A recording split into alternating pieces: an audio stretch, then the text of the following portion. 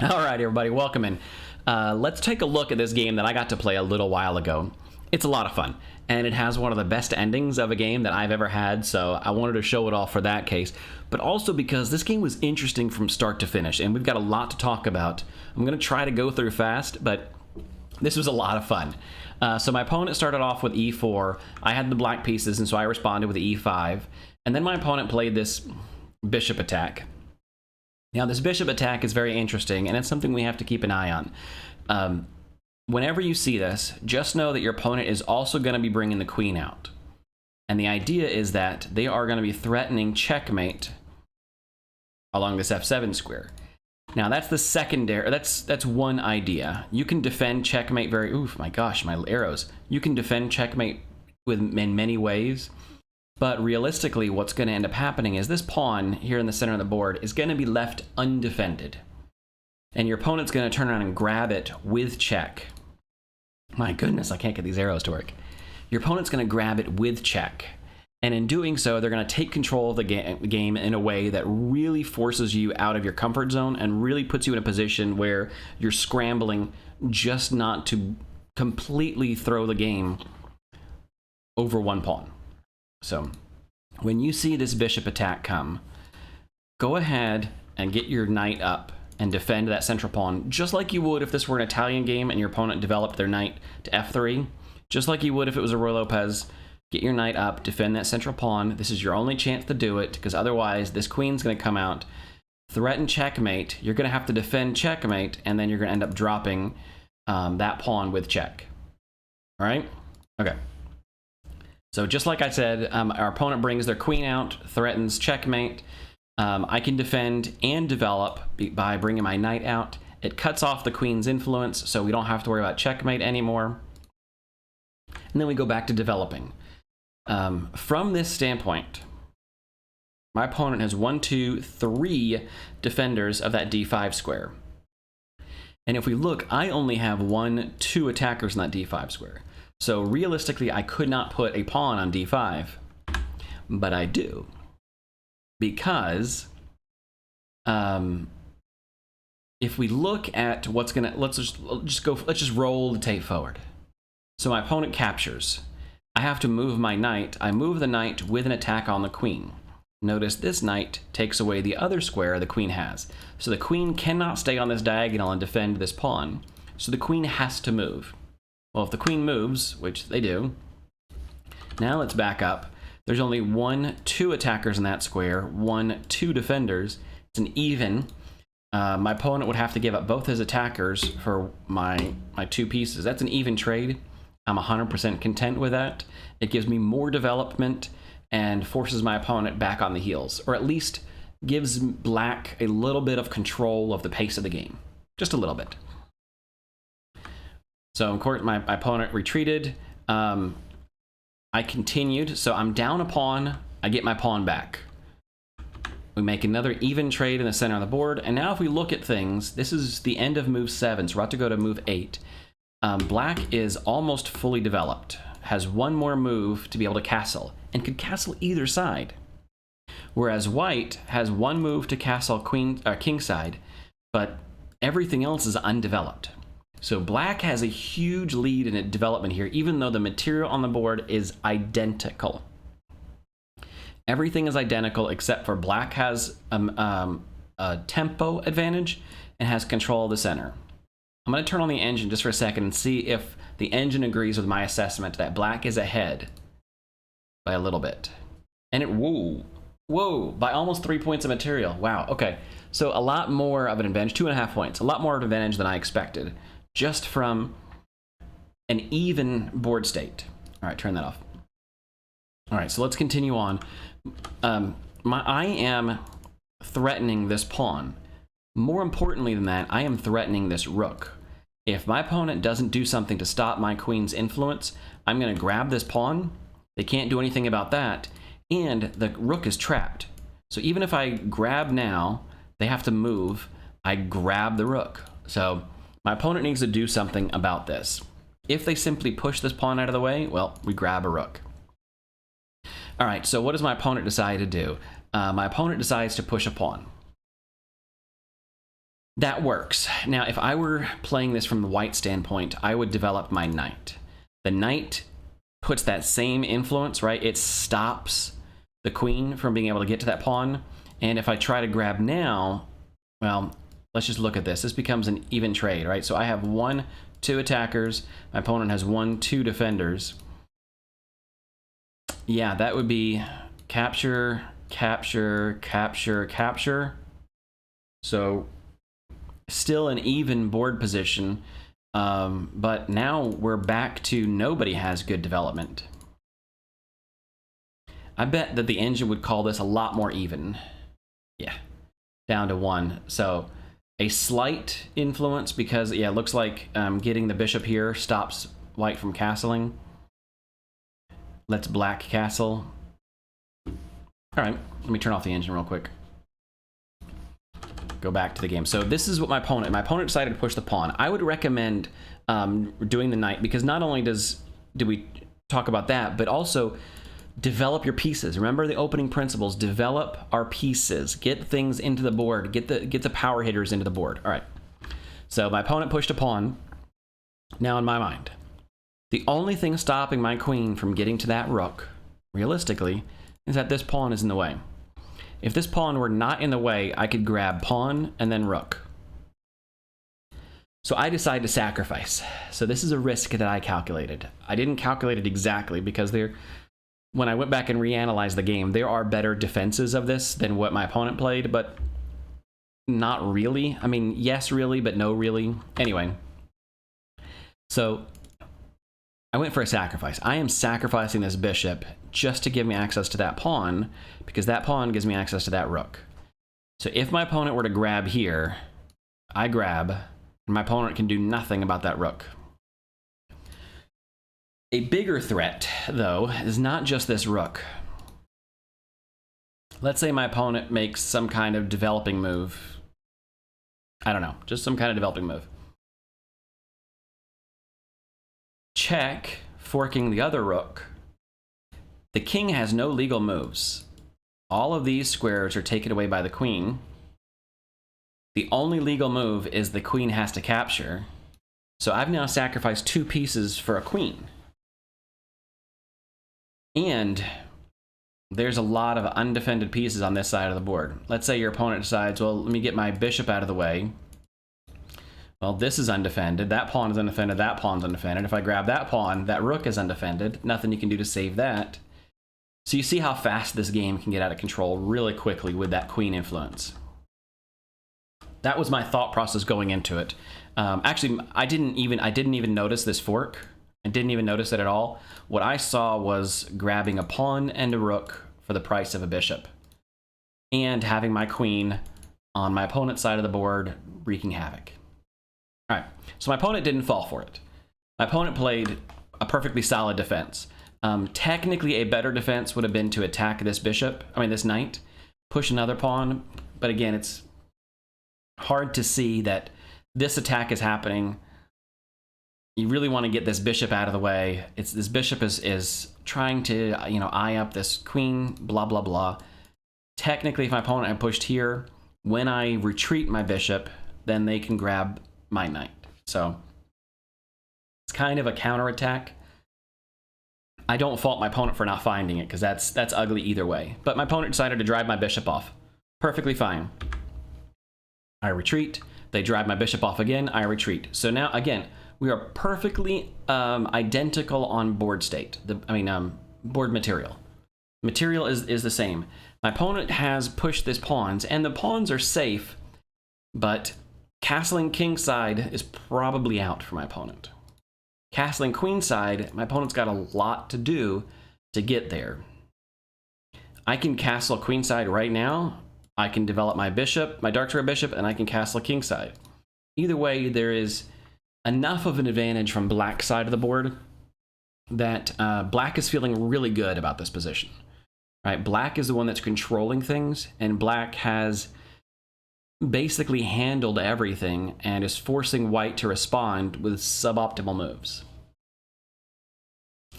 This is a very positional advantage, right? Black has an advantage, even though it's not a material advantage, right? It's a positional advantage. So this goes back to all of the opening principles we talked about. Controlling the center, develop your pieces, don't make too many pawn moves. Okay, yes, the queen did come out a little bit earlier, but if you look at my opponent's queen, which came out even earlier, that queen had to turn around and retreat. So this kind of emphasizes all those opening principles we've talked about. All right, so let's continue on with the game. My opponent decided to drive my knight off. If they had done that a few moves earlier, the engine says my opponent could have evened up the positional advantage by taking some material advantage. All right, so I have to retreat my knight. Perfectly fine to retreat. Now my opponent is making another pawn move and attacking my queen. Now from this standpoint, like I said, I felt like I was in control at this time. I felt like I had an advantage.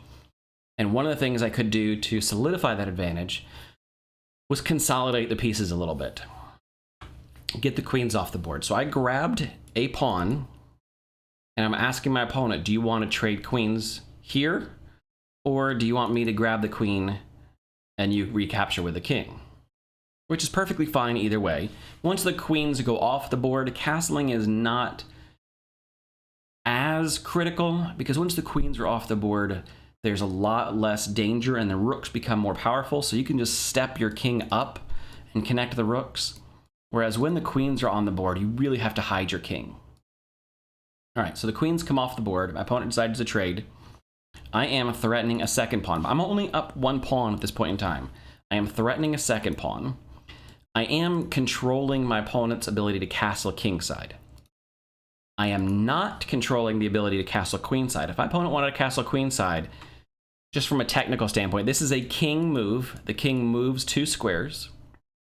The bishop is not influencing any of those squares, therefore the king never passes through check. Even though the rook kind of comes across, it doesn't matter. Castling is a kingside move. So this illustrates kind of a funky little thing about the rules. Anyway, at this point in time, my opponent solidifies this pawn, defends this pawn, perfectly acceptable. I castle queenside. Now, why queenside? Because look at this influence. My opponent is most likely, right now my opponent can't castle kingside, and having my bishop here, when my bishop moves out of the way, that rook is going to stop my opponent from castling queenside. So I'm basically forcing my opponent's king to stay in the center of the board. Again, a positional advantage for me.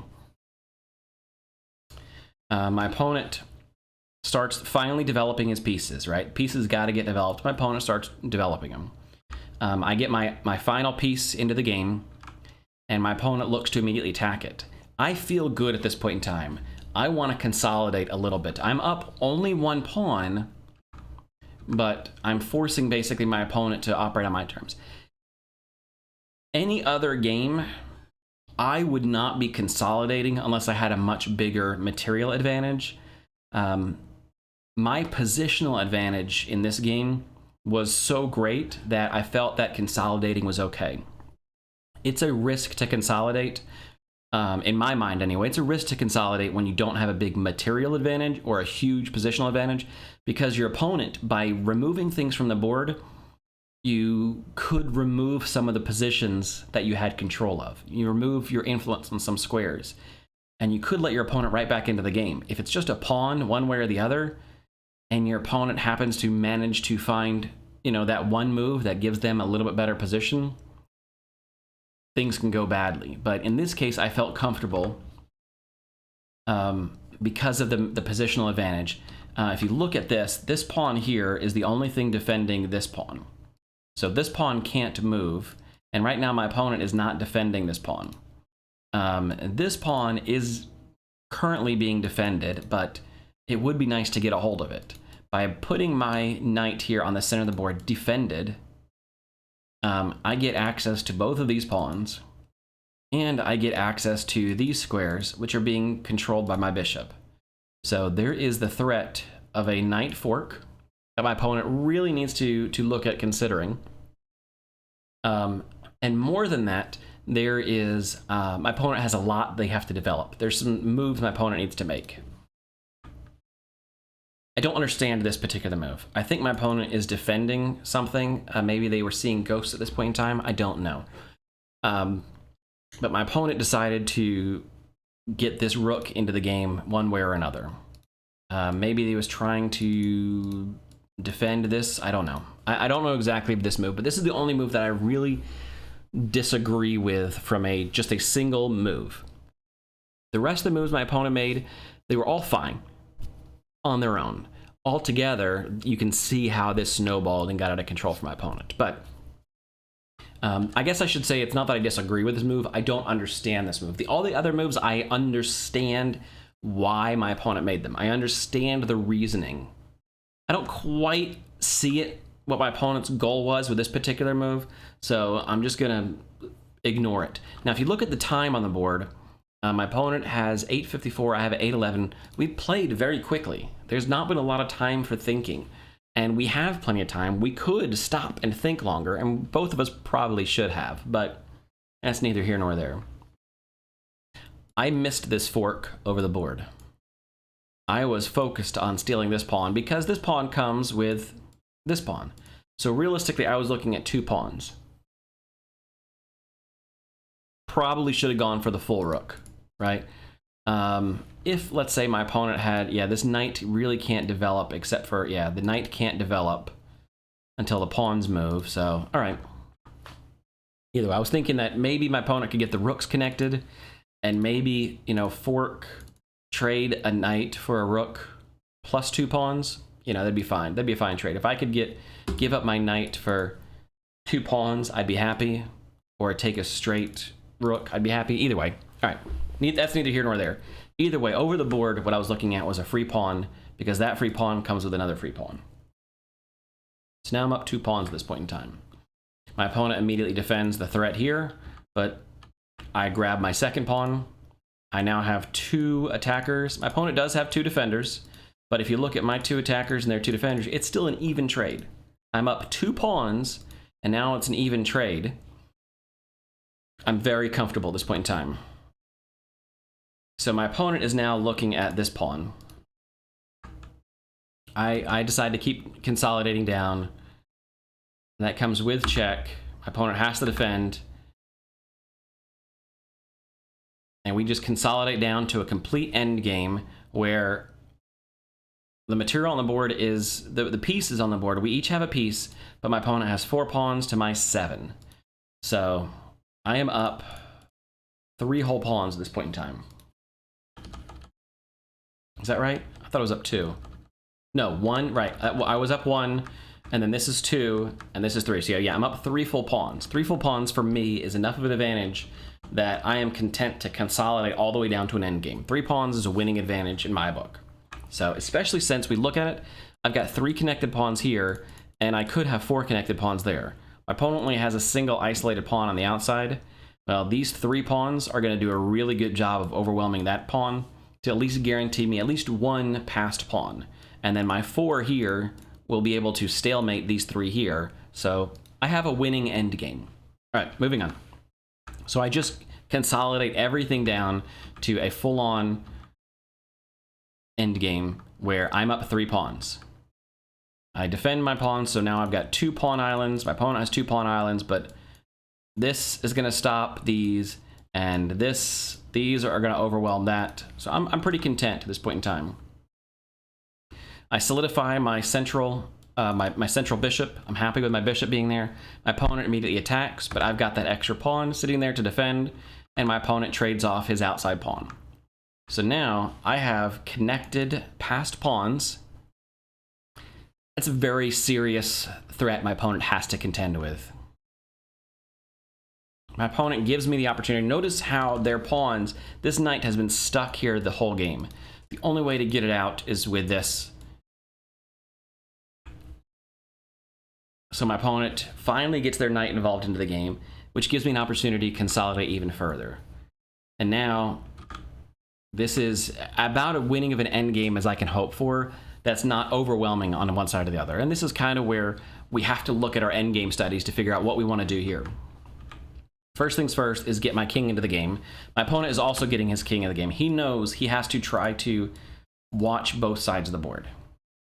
Unfortunately, the king is slow, and the king can't watch both sides of the board. So first thing we do is we force our opponent into choosing one side or the other. They have to commit to one side, because once they're committed to one side, then we go the other side. So my opponent now has to commit to that side of the board, has to defend these two connected passed pawns. My opponent can't get down here, has to go back, and my opponent chooses to go away. So now they are fully committed to that side of the board, so we can now move to the other side. And if we look at things, my opponent has 1, 2, 3 moves just to get all of those pawns. Well, what can I do in 3 moves? 1, 2, 3. I can get to this magic square between these 2 pawns, and I can have full control of these 2 pawns and have 4 connected pawns on my side of the board, and my opponent's king is still over here on this side of the board. That's winning, which is exactly what I do. So I decide to give up these 2 pawns, force my opponent still has to contend with them. If he starts trying to run away over here somewhere, it's too late, that pawn's too fast. So my opponent has to contend with that. I start scooping up other pawns, and now I'm in the magic square. Notice these guys are all defended. The only way my opponent could capture these with the king is my opponent would have to get all the way around the back. That's too far to go. 4 passed pawns, 4 connected passed pawns. I've never had this before in a game. This to me is beautiful. Now I just have to win and not stalemate, because my opponent has plenty of time. If you look at the clocks again, there's still plenty of time on the clock. I have to get through this without letting my opponent stalemate, and there are tons of opportunities to stalemate. So we just have to play smart and calculate each one of our moves and know that if I have to, I can sacrifice a pawn, or I can shift from, I've got 4. I could shift from this side to this side pretty quickly, and my opponent can't. So I just keep my opponent from getting into the mix. And I'm gonna click through this pretty quick because it's just pretty. My opponent can only just sit and wait as all my pawns march up the board, make this beautiful little wall, and just do-do-do. We create a perfect little wall that my opponent can't pass. Now, like I said, stalemate is a real possibility. If my opponent had gone this way, I cannot push this pawn. You have to give your opponent a legal move. These pawns are taking away these squares. The only legal square for my opponent is along this back row. If I take away that square, that's stalemate. Game over, it's a draw. If on the other hand, my opponent goes away, that's what I want to see, because now this pawn stops the king from coming backwards. These guys are all creating a wall here. The king can only march this way. The king has to march away. We still have a wall here.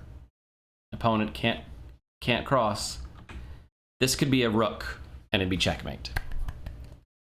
So I just found that this ending here of an overwhelming pawn advantage, sacrificing, not sacrificing, but forcing an exchange that puts us in a position where I can calculate that my king can get up there and stop the opponent's king from taking my pawns. Do our endgame theory. Force the king, the opponent's king, to one side or the other.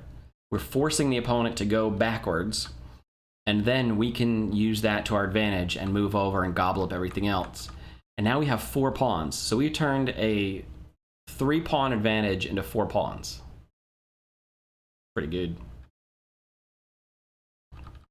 And the opponent can do nothing about it, unfortunately. There's just nothing they can do. We get to walk up for victory. So this was a lot of fun. This game was a lot of fun. The only time material... here, move 19. Move 19 is the first time a material advantage existed. And yet, if we look at before here, so the material on the board is I'm up a pawn. That's right. I forgot. Hang on. I'm up 1 pawn right here. So here's the first, I take that back, excuse me. Move 12 is technically when the first advantage appears, when I go up a pawn. So when I grab this pawn, I am now up 1 pawn of material. Let's turn on the engine and see what it says. Overwhelming advantage for black. Overwhelming advantage, even though the material on the board, we just got our first pawn. Wow. It would have been even bigger advantage if I hadn't grabbed the pawn. If I had left the material in balance and just continued developing, it would have been an even bigger material, or even bigger advantage. Wow. Grabbing that pawn was actually a mistake. That's funny. That's really funny to me. So this is a positional advantage game. We forced our opponent into making some bad choices. My opponent went for this very early aggressive attack. Because I had seen it enough times, I knew to go ahead and defend that particular central pawn. I was able to develop my pieces while my opponent was pushing pawns. I was able to calculate captures in such a way as to not lose advantages. We trade into a favorable position. We find a unique possibility of a sacrifice, right? I mean, that's developing with tempo, giving our opponent a chance to sacrifice. I mean, this is a cool, this is one of my favorite moves in this particular game, by the way, if you can't tell. Finding this sacrifice here, I'm very proud of myself for finding it. And my opponent, I'm very proud of my opponent for not taking it. I mean, who wouldn't want to just grab a free bishop? Someone who knows that it's not free. Yeah, we had to dance around. This knight ends up being trapped the whole game because starting off with this knight holding rank, this knight can't get into the game except for coming through this light square e2, which my knight already has an eye on. And even if it's an even trade, that's still another trade my opponent has to go through. And then making the decision to start consolidating, recognizing that I had enough of an advantage, tempo and positional, to be able to start trading down to a favorable endgame. Like this, I felt very happy with this game in a lot of ways. And most notably because of that beautiful endgame, which to me was it's just pretty to watch, you know, when everything consolidates down. A 3-pawn advantage that we turn into this little pawn dance, and it becomes little ants go marching up the field. I mean, just just marching right up, and my opponent can literally do nothing but watch. So this was a lot of fun. I hope you guys enjoy me gushing for a bit on a fun, interesting, unique kind of game, and I hope it encourages you to go play some more chess. Go out there, have some fun, make mistakes, because the only way you're gonna learn anything is if you make mistakes. And trust me, I've made a lot of mistakes. It's how I'm able to do any of this. So, all right, guys, I appreciate y'all very much, and I hope you have a great day. Bye.